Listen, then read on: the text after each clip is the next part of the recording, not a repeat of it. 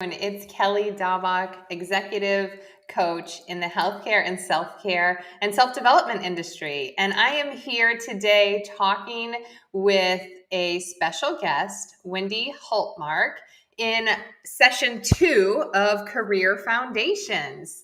So if you were able to join us last week, we touched on confidence, and today we are talking about joy and how joy plays a critical role in fulfillment in your career. So come on in, Wendy. How are you?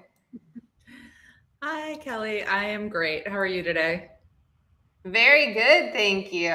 So I'm so excited to kind of dig into our topic, but I know that actually individuals that weren't able to join us last week are new to us this week that RSVP to this event. So I want to just take a quick moment and share with the group that, again, Wendy Hultmark is joining me today as we tackle the basics to establish a foundation for a year full of growth focused in your careers.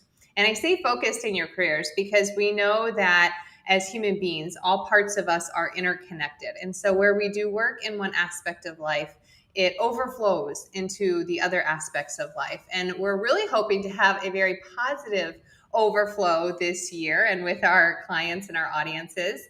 And we want to focus that, like I said, in career foundations. So last week we talked about confidence and how confidence really plays a critical role in developing your and aligning with your authentic self. And today we're going to get more into that developing and aligning with your authentic self.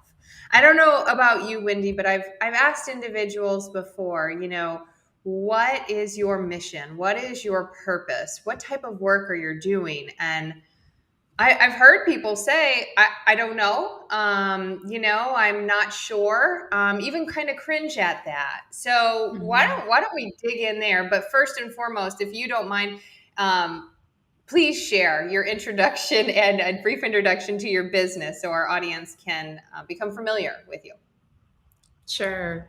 Yeah, Kelly, the more I thought about this topic, like the richer it gets, and I just am so excited to be here and talking about joy at work because yeah, I get the same reaction sometimes to questions around mission and purpose, and I'll be honest, I find it to be a little heavy sometimes too. And joy is a great way to just lighten up around our mission and purpose, and just lighten up the whole experience of work, which can feel really heavy sometimes. But yeah, a little bit about me. So I'm a certified professional coach. I most typically work with executive women. I like to say I help them own their stories and write the next chapter. Um, and often I would say when people come to me, they're not feeling a lot of joy. Uh, and and so it's a real gift to be able to partner with my clients and to help bring a little bit more joy into their day-to-day experience. Yeah, absolutely. Absolutely. So before we get into actually like how to create joy as a career foundation, I know that our audience is action oriented and we shared some tips and I even heard some feedback about individuals that said, I confidence can be easy. Confidence can happen one step at a time. Confidence, I am capable of confidence. So I'm excited to share ways and action tips around joy, but first, I want to just, why is joy a career foundation? I shared a few things in the post, and just to kind of reiterate those things, it improves performance, right? If we're talking about truly work and professional contribution, it definitely improves performance, but it also spills into the other areas of life, including relationships and physical and mental health. Joyful employees lead to attention on larger goals, and they tend to be more altruistic in getting there, right? In a world where we seem to be divided by the challenges in remote work, individuals that have more joy at work are more connected. And so rather than thinking literally logistically about bringing people into a space, how do we create a culture of joy that actually helps fuel people and make them feel more connected, regardless if they're behind a screen or in person. And Mhm. then joy is truly the foundation for fulfillment. Every human on this planet strives to achieve fulfillment. And there is no better foundation to get there than from a place of joy. So, what do you Mhm. have to add, if like from your own life experience, maybe for why joy? What has been Yeah. joyful in your personal journey? Mm. Well, I think I want to back up a little and just talk Yes. about how joy is one of the, it's like a three-letter word that when you like, I'm a little bit of a word nerd. When you just sort of like stop and like try to define it, it's like just out of your grasp, And even as I was preparing for this, I looked up a couple of dictionary definitions and I was like, oh my God, these are like the most joyless definitions, like very happy. Like it's just Very happy. you're very happy. But I found one that I found to be a little bit more satisfying from the Field Guide of Emotions by, I just want to get the names right, Dan Newby and Curtis Watkins. So this is from the Field Guide to Emotions. It's not exactly a definition, but it says joy means we believe life is worth celebrating. Happiness means we like how life is turning out. And I love Ah, that distinction, that joy is about life just being worth celebrating for the sake of itself, and happiness being really a bit more transactional and in response to something. I think at work we really gravitate towards happiness, and it's part of just the nature of things being really results oriented. Of course, we look to get to certain results at work. If we achieve them, we feel happy. If we don't feel happy.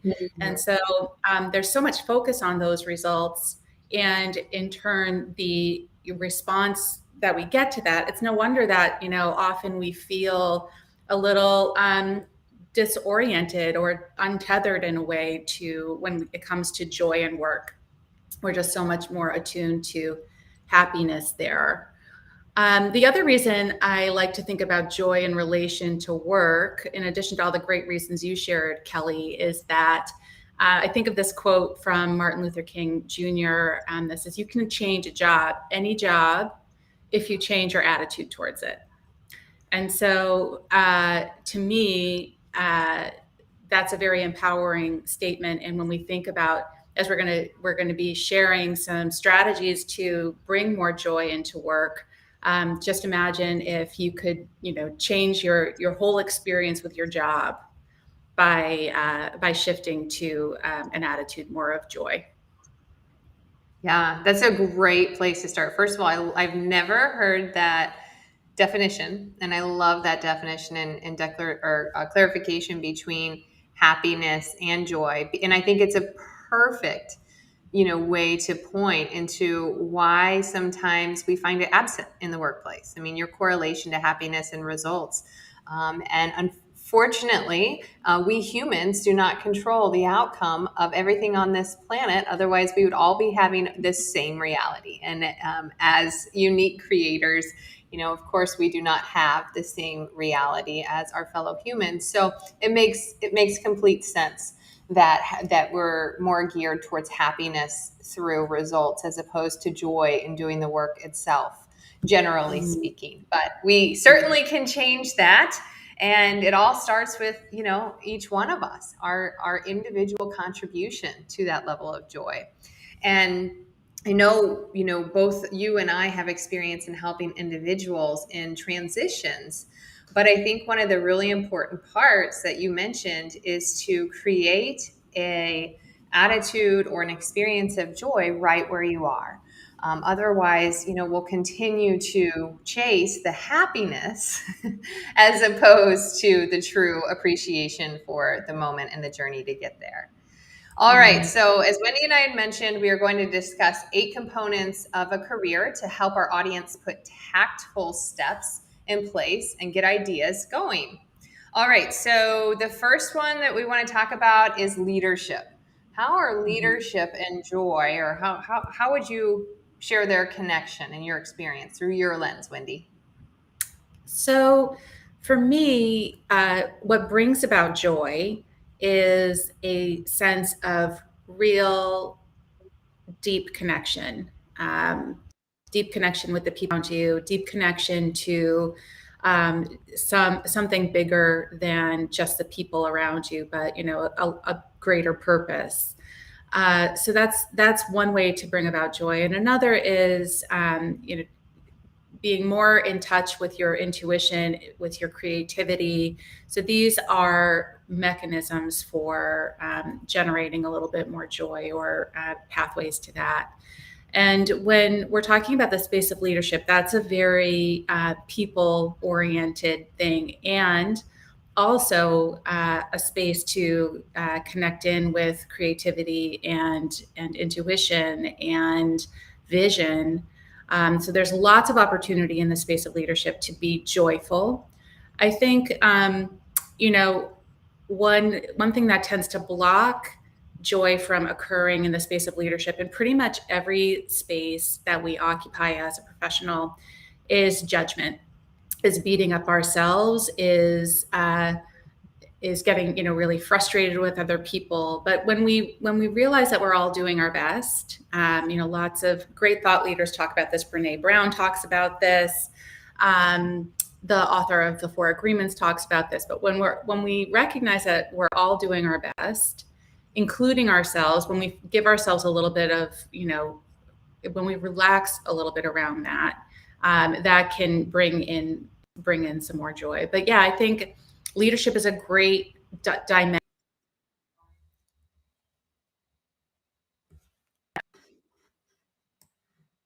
Inherent, and also the opportunity to really be creative and share and shape a vision for your organization. Love that. Love that. Thanks, Wendy. Yeah, leadership is definitely probably, the largest umbrella of what we prepared to cover here. So that was a good way to simplify it, with some great tips to both tackle the blockers as well as enhance the channels for joy. All right, next, achievement. So it's not ironic that I scratch my head when I say achievement. That was not planned, but really, this is a value for me, that I've had Does to. something trouble you about achievement, Kelly? I've had to balance this truly over the course of my career, and I would say that upon embarking in the starting of my career, I would say that it was my highest value. It's what I knew. It's what I felt was of greatest growth potential. It was truly my North Star. And so as I've grown, achievement is still important, but it's not about individual achievement anymore. It's truly about being a part of something bigger and my contribution to individuals and their own growth and development. And so achievement for me is still important, but it's not, like I said, the attention has focused off of my achievement into true impactful changes. So I think my lesson or thoughts on this one is to lean into an achievement that has the greatest win for the greater good of more people, to truly find the joy in achievement. Because if not, achievement leads to happiness. And like you said, happiness is a result, and it's truly not sustainable because it is conditional. And so our individual contributions can only take us so far. But in the end, it's the big achievements that leave an impact on humanity. So that's achievement for me. All right. Yeah. So let's talk about personal performance, which I think is related, and if we're not careful, maybe could even be thought to be, just a synonym for achievement. But personal True. performance, I do see as being more about that process, of developing and reaching your potential, really.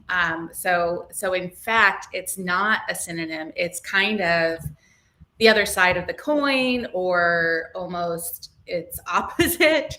But personal performance, is really about that sustained success and that sustained long-term view of becoming a master at what you're doing, which can be a really joyful experience, again, when we release some of that judgment of ourselves, when we kind of take the 30,000-foot view of where this is all headed. I think that can be a helpful way to just kind of keep perspective around what your personal performance is contributing to an organization, to your career, what you're getting from it. Another way to just breathe a little more joy into the concept of personal performance is, that all these experiences really are adding value in one way or another. And you can know that by looking back on previous experiences that you've had and all the growth that you've accomplished in this, up to this point in your life so far. So that is me on personal performance. Love it. Thanks, Wendy. All right, on to number 4, vision. Huge fan of vision. I use visioning in every aspect of creating, at least as I'm reflecting on that, I would say in every aspect of successful creation. And so really when I can almost feel innately or intuitively that something is coming, I prepare my mind, I prepare my environment, I prepare my mindset for receiving it. And a huge, beautiful way to do that is to vision. Because if you feel something intuitively coming, the best way to receive it is in the best way possible. Envisioning is really a skill set to create a favorable or joyful environment for which to receive any circumstance. It kind of goes back to that attitude that you had shared. Every situation on earth is neutral. We are the ones that put the judgment, the stories, the emotions behind it. So I love vision boards at the beginning of every year. And in fact, I'll be completing those in the next week with my family. It's that time. I know I'm pushing the end of the month and we try and get them done in January. But for me, like I said, it's really, truly part of the creation process of small things, daily habits, some small projects, even life plans. I recently wrote a life plan, and that is part of the vision board that I'll be creating. So visioning can be for really small things or really great things. The only thing that I'll kind of really get specific and prescriptive on in visioning is to include all 5 senses and emotions, since specific emotions and truly allowing yourself to be submersed in that vision. So once you know your values and the best incredible scenario, it's time to dream big. Because remember, this is your dream. This is your vision, big or small. But there's so much power in it. So, again, we talked about finding that one or two people, even if it is your child, like it is for me sometimes, to share your vision and believe your vision and truly feel the joy in your vision. I would say joy is, if you can get joy in your vision and emanate that, you'll start seeing, I'm like looking around, you'll start seeing evidence of joy in all aspects of your life. That's vision Yeah. for me. Yeah, that's so. Visioning is such a powerful tool to bring dreams to life. So I love that you took it in that direction, Kelly.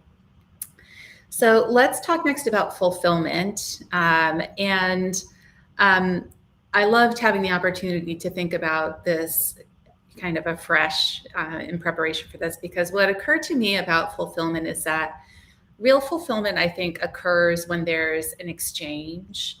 If we're thinking about the jobs we do at work, when we feel the most fulfilled, I think it's likely because we're offering up our real gifts in one fashion or another, and those gifts are being received somehow in the world. And often that comes with, gratitude. People are grateful for you sharing your gifts, but that's not the only way that we can feel fulfilled. It's not just by getting a thank you, but just knowing that that gift has been, fully expressed and received. And I think also that's a reason why, you and I have both worked in healthcare. Um, you can work in healthcare and actually not feel that fulfilled um, if you are feeling constrained or worried that you're not giving your best, or or just, yeah, just not feeling like you're able to like give that full expression. So it's possible to do really benevolent work and still not Mhm. feel fulfilled potentially. So, and I think it's also very possible to do work that on the surface doesn't seem particularly benevolent or altruistic, but you're offering an expression of yourself, and that gets received. And I think there's probably just like a really inherent connection to the experience of joy when that type of moment occurs. So I think if you're finding yourself in a job where you're not feeling fulfilled, a place to turn might just be, well, really to your next topic. So I'm not going to steal your thunder around self-expression, but are you expressing yourself? Because I think there's a real big connection between self-expression and fulfillment. So I'll leave it over to you to take that further. Perfect. Thanks, Wendy. Yeah, fulfillment is something that certainly we're all striving from. And as you had mentioned, if you are not receiving, if your gifts are not being received based on the category or the type of work that you're doing, a way that you can begin to build that fulfillment is through self-expression. And self-expression, this hangs on confidence. I've had my challenging times with self-expression and confidence, like we all have, and I've caved to the fear of what would people think in my fair share of occasions. I'm getting better and more confident, but think self-expression really begins in the place of your passions. Find some place that you feel comfortable. It's witty, windy. I won't forget that. Wendy is witty and has a sense of humor, and it's part of what makes her her. It's part of why I enjoy doing these lives together. And, again, me receiving and appreciating that is an example of self expression that doesn't really have anything to do with a skill set. It's really truly sharing, who you are with another individual. So no matter what your level of self-expression that you're starting at now, know that the purpose of all of us on this earth is becoming our most authentic self. So whether it's scheduling an extra hike on the weekends because you love to be in nature, or cracking that joke that you've been dying to share in the virtual coffee room, let it flow in a way that's comfortable, that's not threatening. And within that, self-expression just becomes part of the process. Mm. Hmm. Yeah, that's fantastic. So the penultimate item on the list is organization, and really interesting one from my perspective because um, I think probably most of us aren't familiar with too many joyful organizations, for the reasons I discussed in the beginning of this live stream. That we're very results oriented, kind of heads down, and actually we spend a lot of time just like in our own heads at work. I think most of us are probably more concerned that we're failing, or we're about to fail, or we're failing somebody else right now. And if everybody's there, then joy just cannot occur. But it doesn't have to be that way. And I think what comes to my even though creating a joyful organization is pretty daunting task. We can only ever start with ourselves, and it makes me think of another quote. Clarissa Pinkola Estes said something to the effect of, "We can't fix the whole world. We can only stretch out and mend our corner of it." So just becoming more aware of your own presence, your energy, your ability to just lighten it up for other people when everyone's feeling a bit stressed, just connecting with them and being, supportive and present for them, and reminding the whole group of, the opportunity to serve, to make an impact.